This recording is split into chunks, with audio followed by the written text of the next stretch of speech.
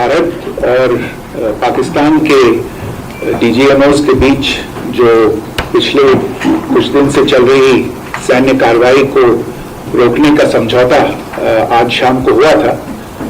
पिछले कुछ घंटों से इस समझौते का पाकिस्तान की ओर से घोर उल्लंघन हो रहा है। भारतीय सेना जवाबी कार्रवाई कर रही है और इस सीमा अतिक्रमण से निपट रही है। ये अतिक्रमण अत्यंत ही निंदनीय है और पाकिस्तान इनके लिए जिम्मेदार है।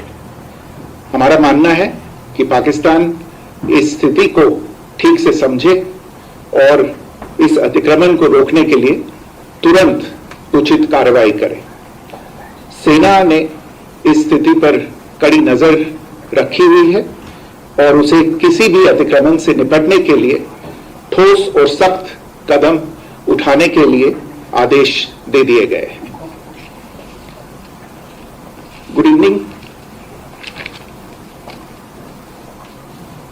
For the last few hours, there have been repeated violations of the understanding arrived at earlier this evening between the Directors General of Military Operations of India and Pakistan. This is a breach of the understanding arrived at earlier today. The armed forces are giving an adequate and appropriate response. चलिए, आपने सुना कि विदेश सचिव विक्रम मिस्री ने क्या कुछ शुरुआत में बोला था। सेना को खुली छूट दे दी गई है कठोर कदम उठाने के लिए। प्रेमदान लगातार बाड़मेर से हमारे साथ जुड़े हुए हैं, इसलिए क्योंकि जालिपा में एक ड्रोन अटैक किया गया था पाकिस्तान की तरफ से, लेकिन उसको नस्तनाबूद खाक में मिला दिया गया। जी प्रेमदान।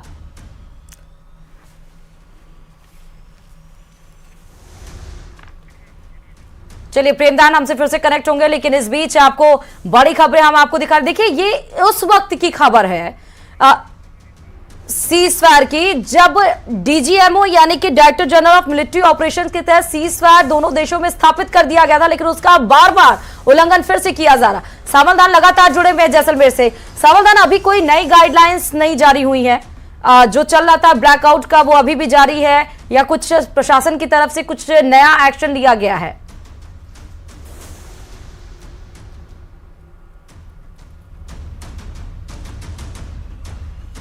सावधान, मेरी आवाज मिल रही है आपको?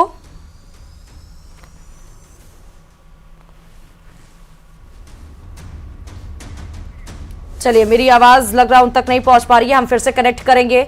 लेकिन हम आपको बता रहे थे कि देखिए कितना भारी नुकसान पाकिस्तान को हुआ है और पाकिस्तान को आखिरकार फिर समझ में आ गया कि सिर्फ इन सब के बीच में जब भारत की तरफ विश्व की नजरें हैं और विश्व का साथ है और हमारी तरफ सिर्फ तुर्की साथ दे रहा है, और इसीलिए तो देखिए उनके विदेश मंत्री तुर्की मीडिया से बातचीत करते हुए शांति बहाल करने की बात करते हैं। लेकिन एक तरफ जब 4 दिन बीत जाता है और हर उसके अटैक का हम मुंहतोड़ जवाब देते हैं, जब उसके हम कराची, सियालकोट, लाहौर, पेशावर, नौशेरा, अवैक्स airborne warning and control system, 3 फाटेड ड्रेस, और उसके बाद रावलपिंडी क्रिकेट स्टेडियम, उसके बाद 4-5 एयरबेस जिसमें नूर खां, रफीकी, मुरीद, उसके बाद 5 मिसाइलें हमने दागी, 2